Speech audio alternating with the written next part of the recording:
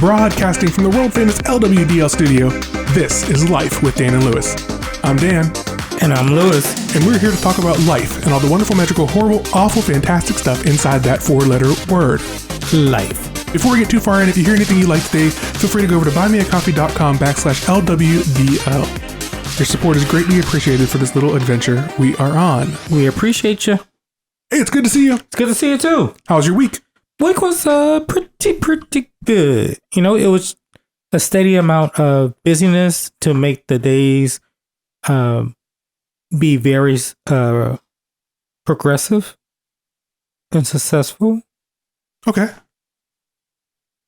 I didn't feel like I had any boring moments in there. Sure. Or like what I was going to look to for the next moment to do. Okay. I think that, you know, it gave me enough to where I was busy. And then when I had my downtime, I was able to take like a couple 5-10 minute breaks and just be by myself or just relax a little bit before I got more busy or whatnot. So it was pretty good. If I have to say, I had a very successful, progressive, getting a lot of work done, getting a lot of things done around the office and within my office. Mm-hmm.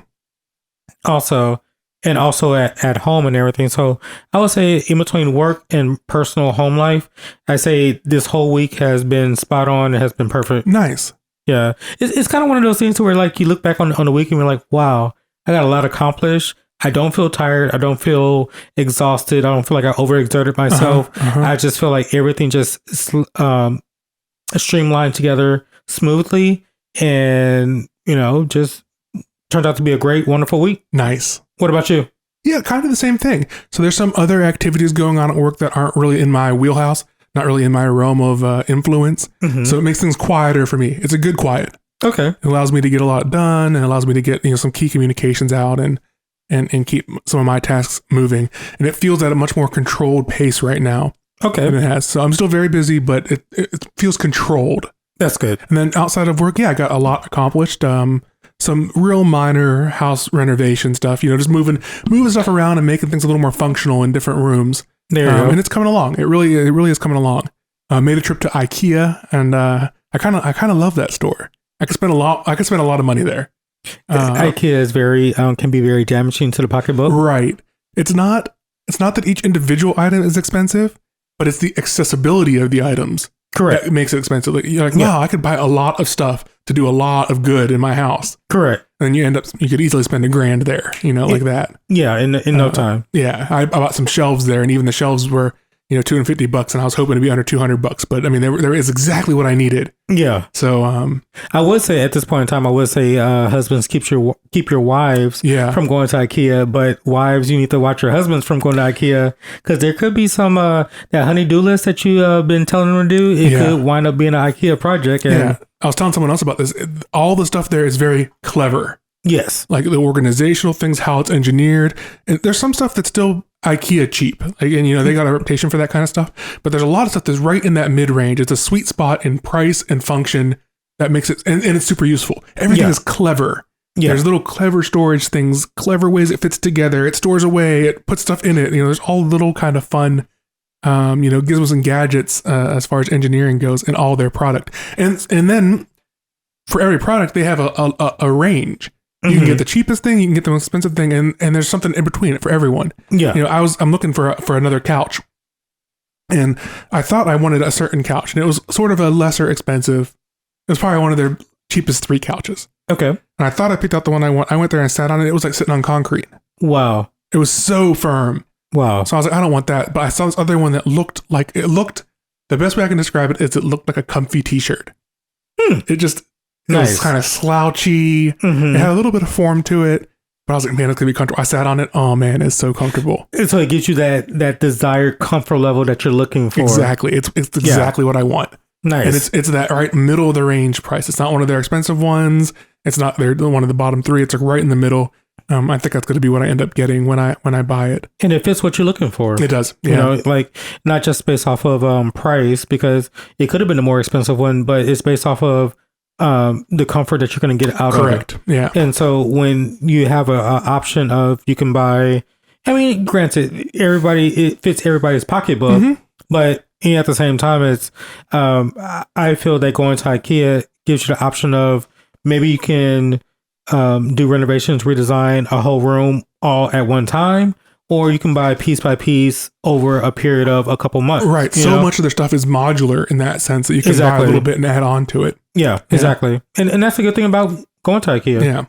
Plug, IKEA. I know. I wish a little sponsorship there. No. There you go. Yeah, but it was a lot of fun. I went there and picked up some stuff. Just doing more work. I think, I started this week and really starting last weekend, I did no spend weekend.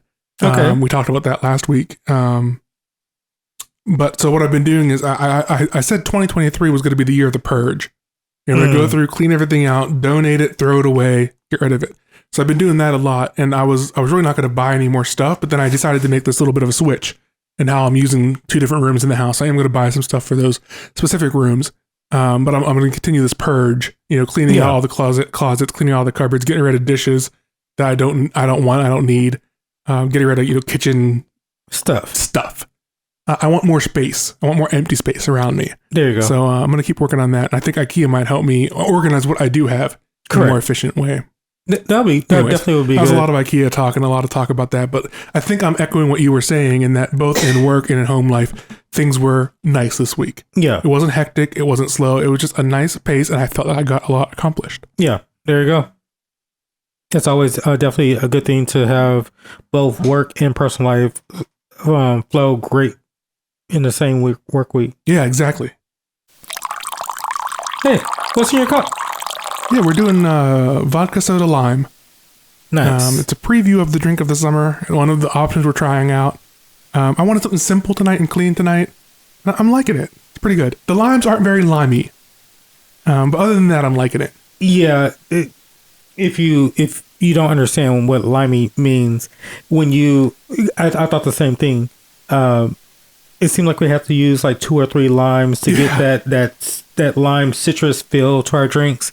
So if you ever take a lime, cut it, put it in your mouth, and you get that instant lime taste, our limes were like that tonight. So they were not limey. There's full on 2 limes in each of our glasses, and I can barely taste the lime.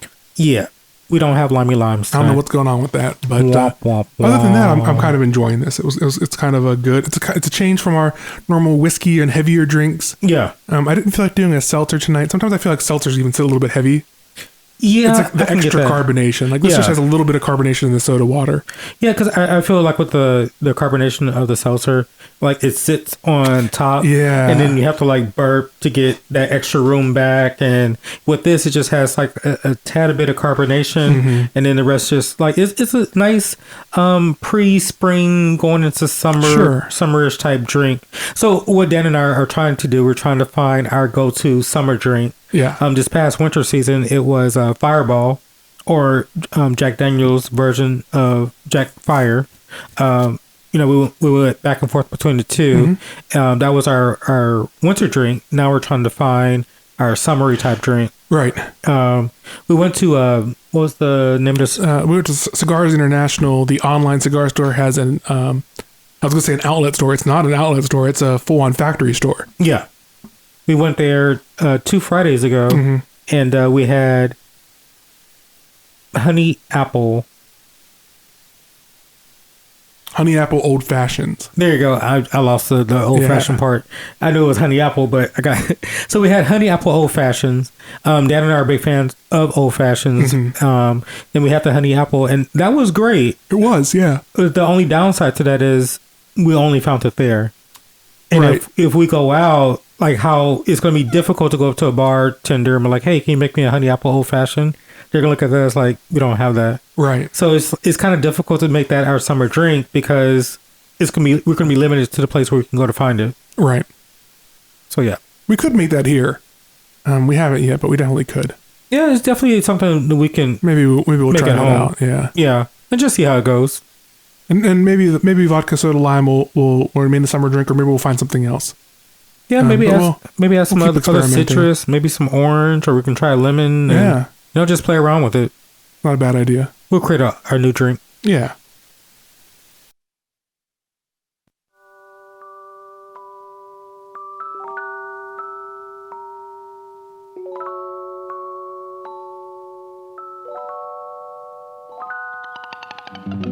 Before we tell you about our friends, we'd like to ask you to be our friend too. Life with Dan and Lewis is actively looking for new brands, podcasts, people, and companies to partner with. If you're interested, drop us a note at lifewithdanandlewis@gmail.com. That's lifewithdanandlewis@gmail.com.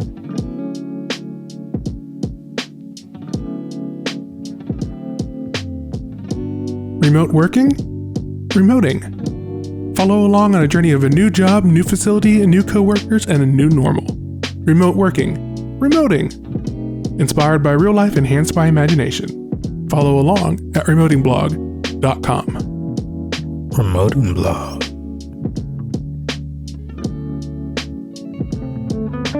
Eating gluten and dairy-free can be challenging.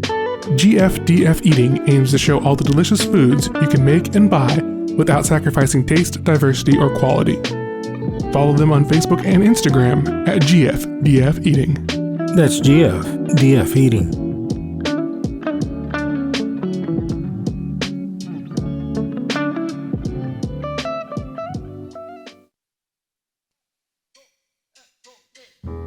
We'd like to hear from you. After all, we are doing this for your entertainment.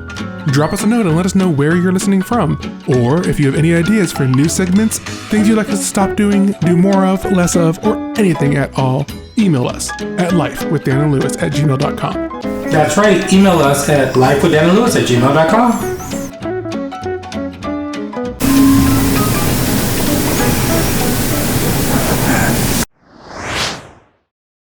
Judging without being judgmental. You brought this topic to us this week. I did. We went and found an article too on psychologytoday.com, a blog post written back in 2018 called "Are You a Good Judge or Just Judgmental?"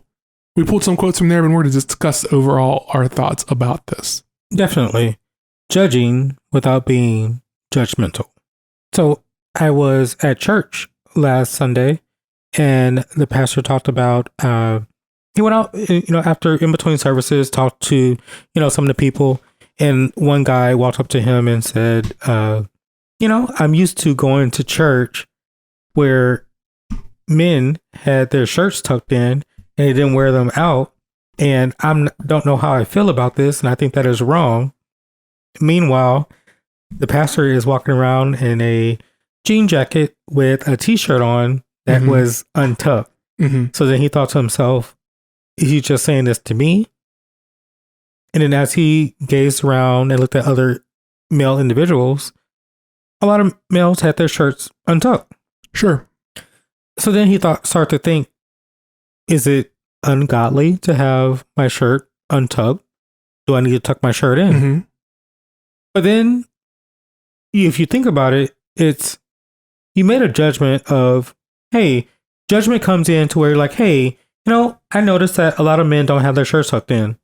That's judgment. You're making a clear cross judgment, but you're not placing the blame or anything on anybody else.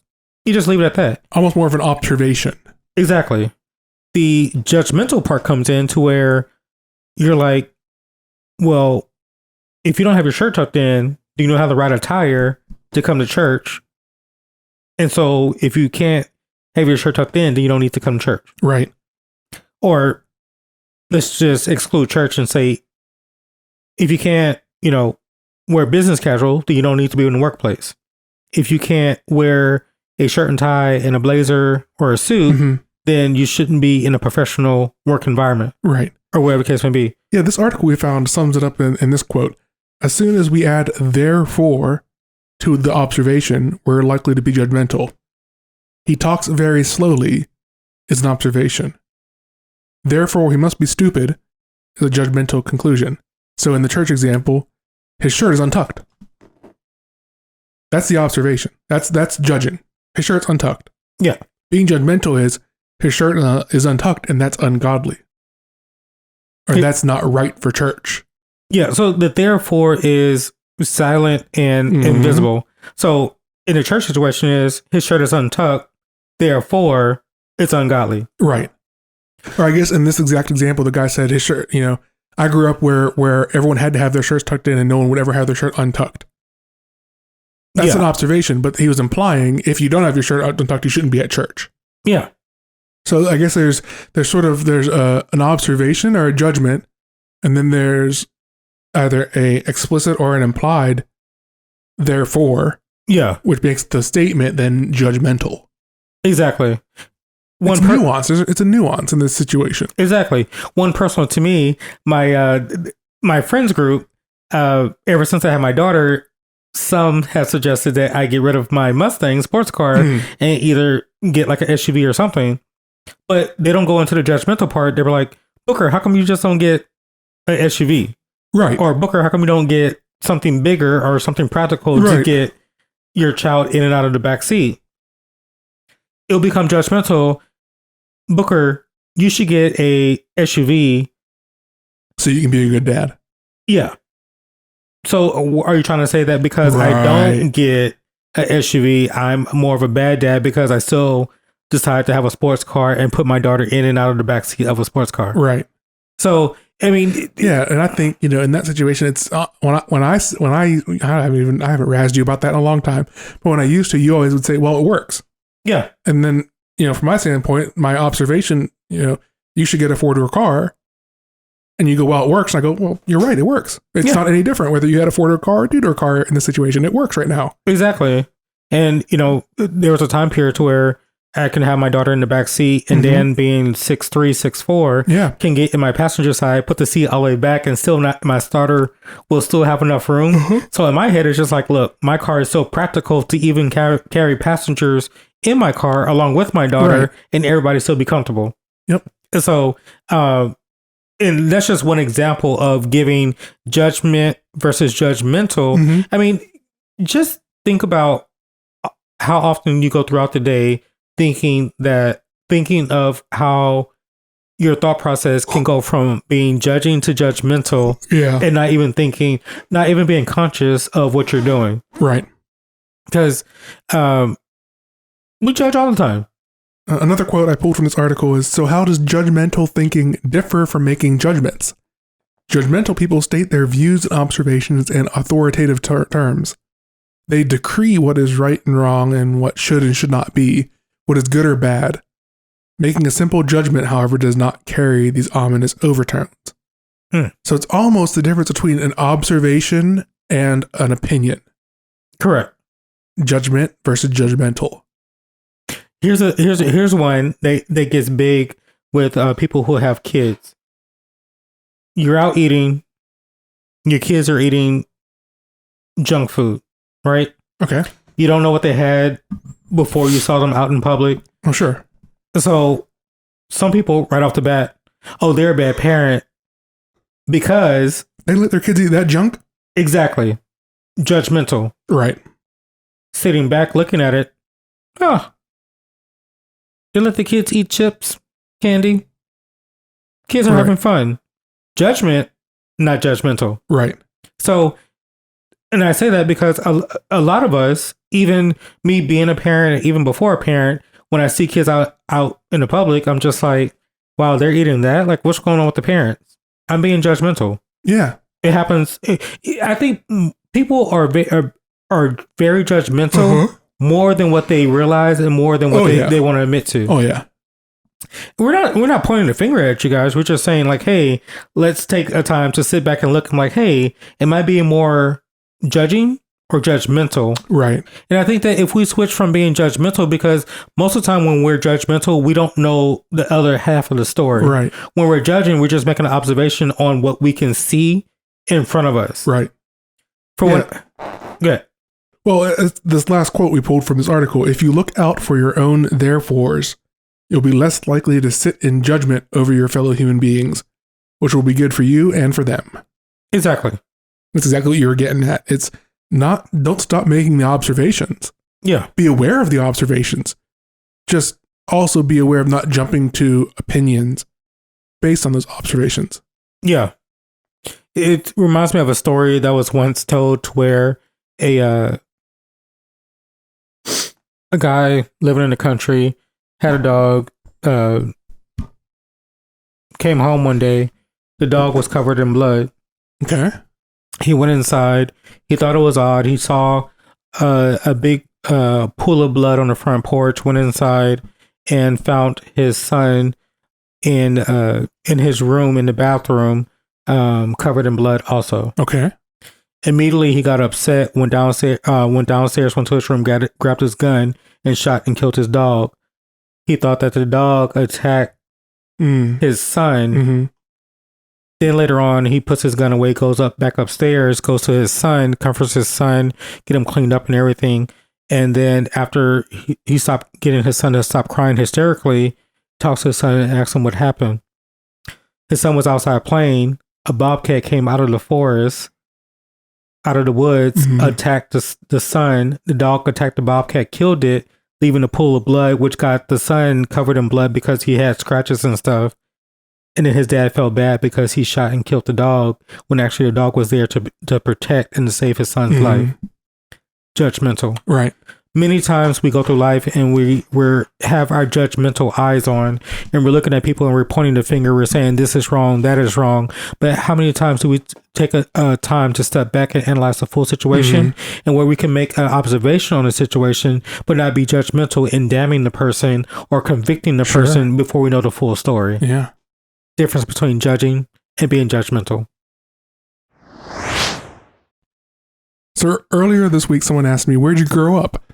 And I gave my typical answer, but then I was thinking about it. So my typical answer is, Denver. That's where I did high school and college. And I thought, two simultaneous trains of thought here. One, what a funny question to ask, because if someone answers it the way I do, you're not learning that much about the person. Correct. But, and I think I answered the way most people do. You pick a time in your childhood prior to being an adult. You can't see my air quotes here. And you sort of associate that with when I grew up. A lot of people, it's going to be high school, or it's going to be like the longest chunk of time you spent in one place. And you and I have both the same thing because we moved around to different states during our childhood. Correct. So I fully understand where you're coming from, because I feel the same way when somebody asks, "Where do you grow up?" Right. I'm like thinking like, what part in my life do I start? Right. So then I was thinking about it more like that, right? It doesn't feel right to say where you went to elementary school. But high school and college sort of kind of seems right. But in reality, I spent most of my adult life post-college in San Antonio. Mm-hmm. So really, when I think about it, where do I feel I have grown up is San Antonio. Correct. In the sense of where have I done the most developing or the most maturing or the most learning. It really wasn't learning at school. It was like the real life learning. That's where I feel I grew up. So anyways, I went to the dictionary to look at this a little bit to see if maybe I'm answering this question wrong from a word sense. Let's look at what these words mean. So just having to pull Merriam-Webster dictionary here. So it says grow up is a verb, and it also defines grew up, grown up, growing up, or grows up. So this whole group of verbs, it defines with three definitions.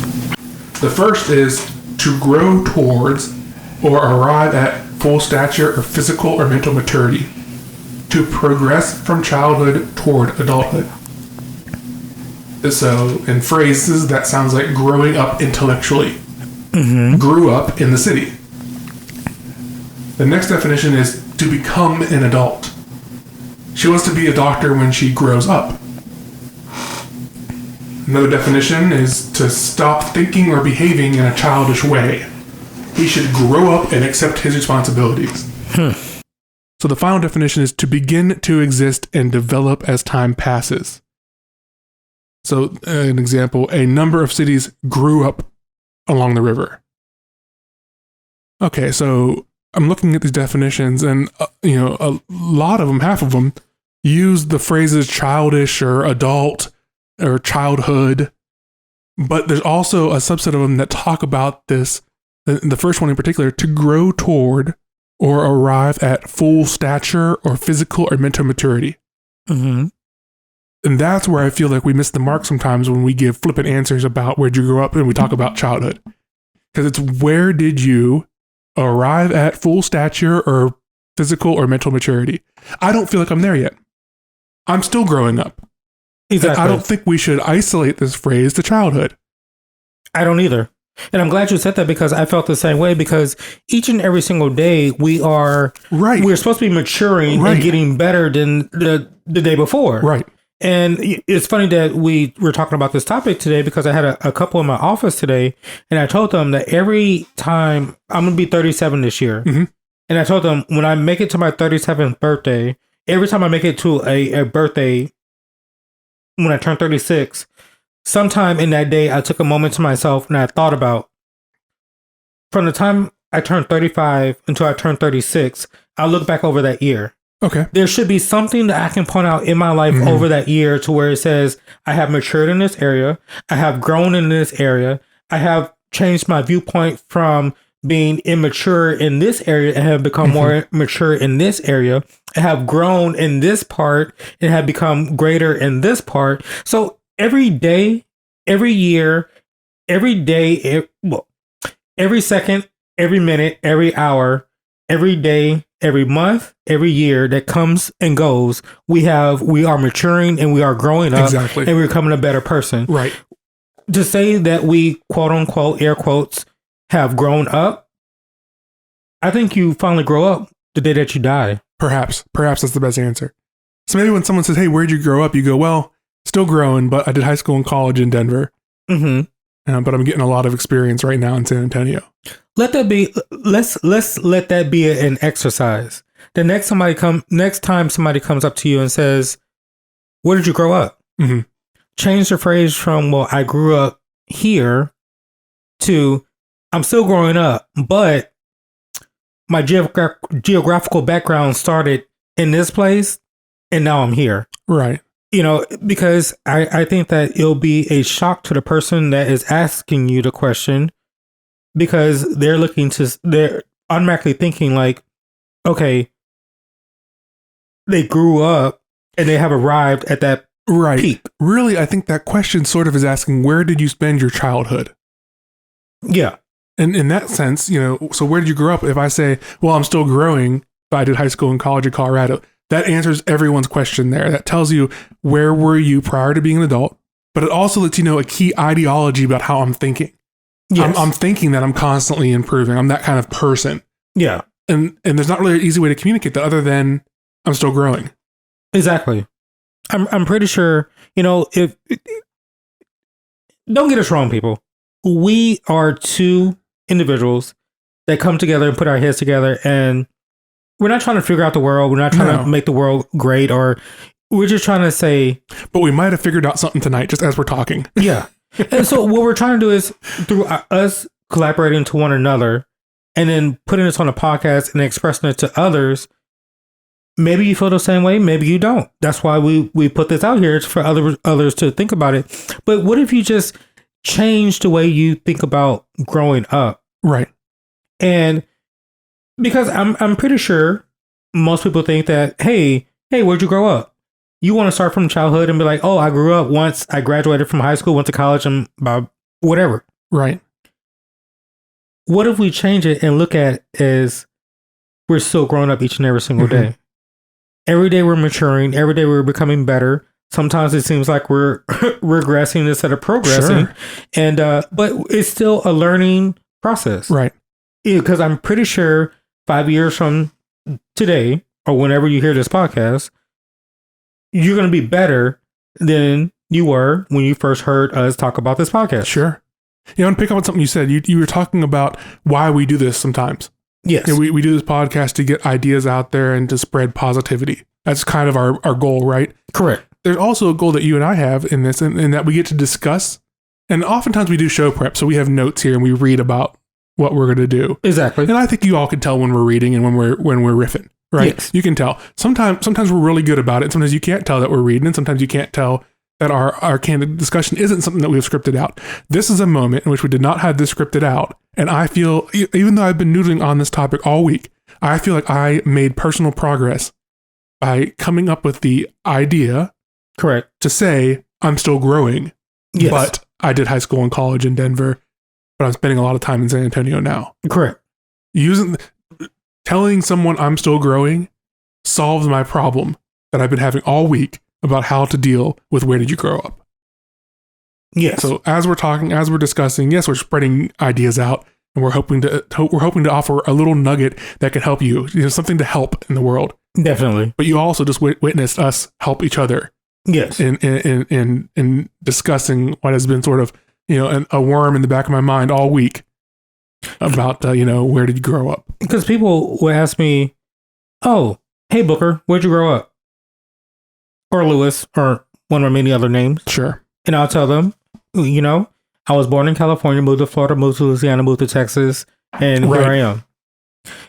But that's not really telling them anything. No, it's really not. It's giving such a them hollow answer. A geographical background of every state that I moved to, right, until I got to San Antonio. Right.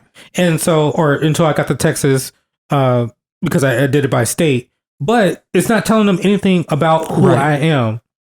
Now, there are some people that will talk to me and I'll be like, I was born in California, moved to Florida, moved to Louisiana, then moved to Texas. And I grew up in Texas from this age until now. And this is where I went to school. And this is where I did this. And this is where I did that.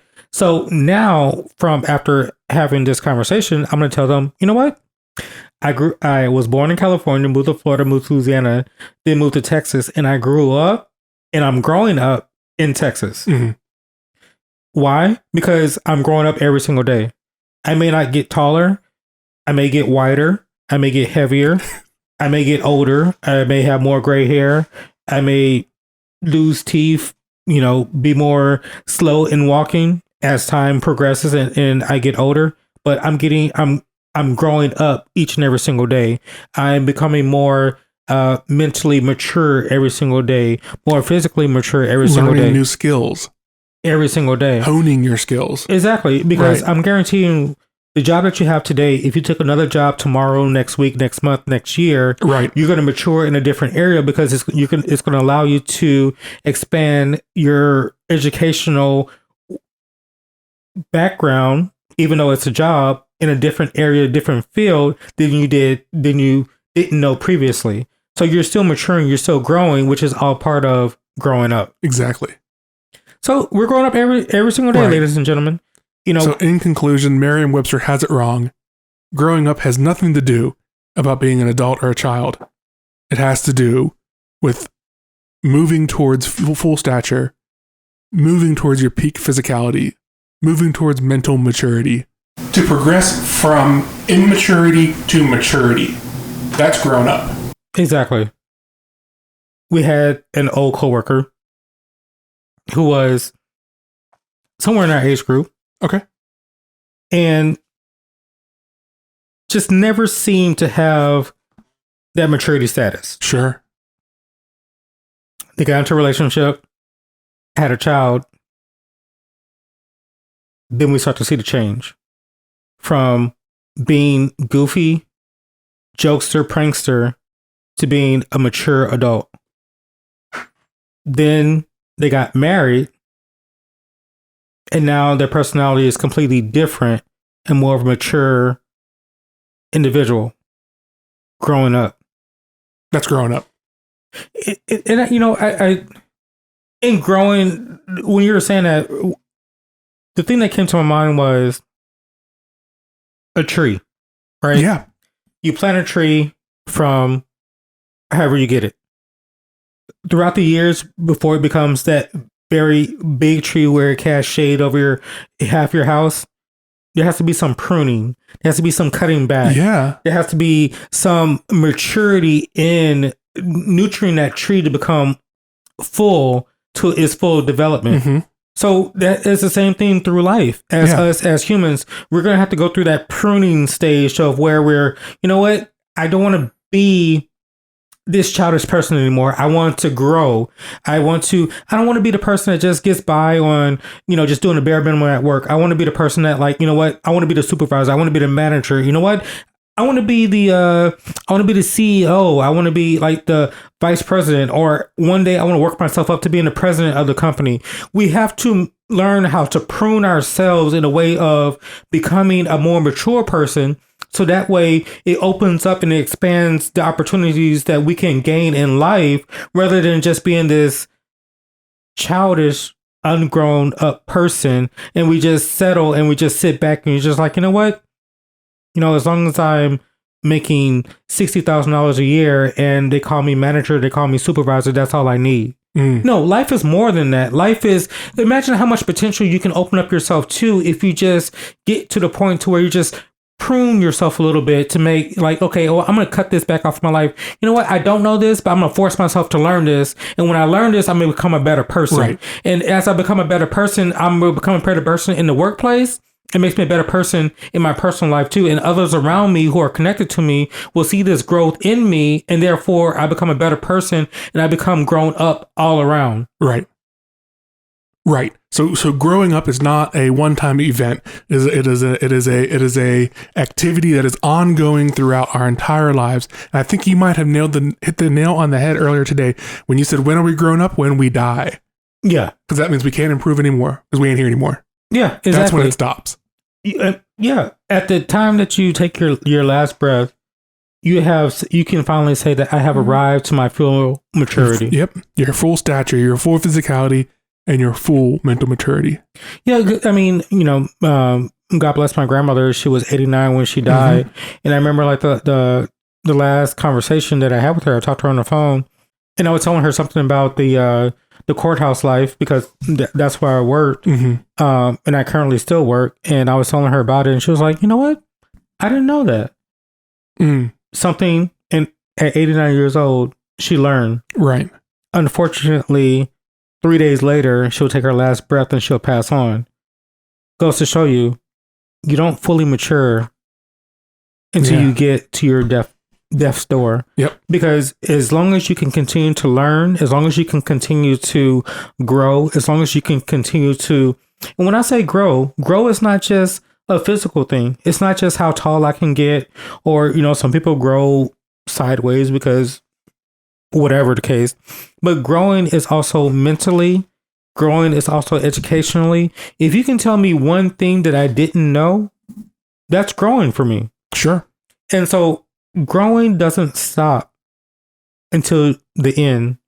And because after you die, you can't learn anything anymore. So I will challenge each other. Let's challenge each other and every single one of us. Let's continue to keep growing. Let's continue to keep maturing.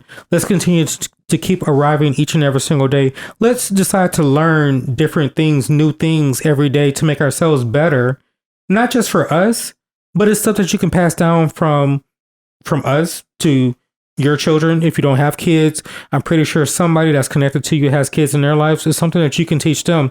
I love bringing my kids around Dan because Dan has a lot of knowledge that he passed down to my son. He has a lot of knowledge that, he opens up my daughter's eyes to. And, our other friends that have kids, we pass on our knowledge to them. Mm-hmm. And it helps them to mature and it helps them to grow. So that way, when they come to their end and when they know that their end is coming, and if they're, as they say, laying on their deathbed and they're thinking about their life, they can say, you know what? I have lived a good life and I have arrived to my maturity spot. And they can go on from there.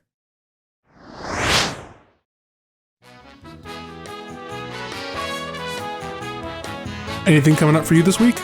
Well, tomorrow it's our annual going on for at least 5 years. Like this is 8, 9, our 10th year of our annual get together Easter celebration. Party, and we get together at a friend's family's house and we just have fun. 9th. This is our 9th. Our 9th? Yeah. We get together, we just barbecue, have some spirits, sit around, talk, play games. The women versus the men's annual volleyball game. Yeah, we'll see if that happens this year. Yeah, we just sit around and have fun. So that's coming up on Saturday, and on Sunday. The kids love going to church, and so I'm going to take them back to church. Aubrey's going to go to the little kids' church, and where she had fun. Ed and I are going to sit in service and have fun and just go from there. What about you? Yeah, just Easter tomorrow. Not Easter, but the friend group Easter. And that's really the only plan I have. Just keep cleaning up around the house, getting things straightened up and set up. A little bit of work, just because I took a little bit of time off today to get some those shelves I bought set up. So I'm going to get back at it and get a couple things done. But other than that, yeah, just kind of a relaxing weekend. Yeah, nothing too crazy going on. Yeah, it's on Sunday. It's gonna be me and the kids going to church, and after that, Alicia's gonna be at a bridal shower for her cousin. Nice. And so me and the kids are gonna find something to do and just go from there. Nice.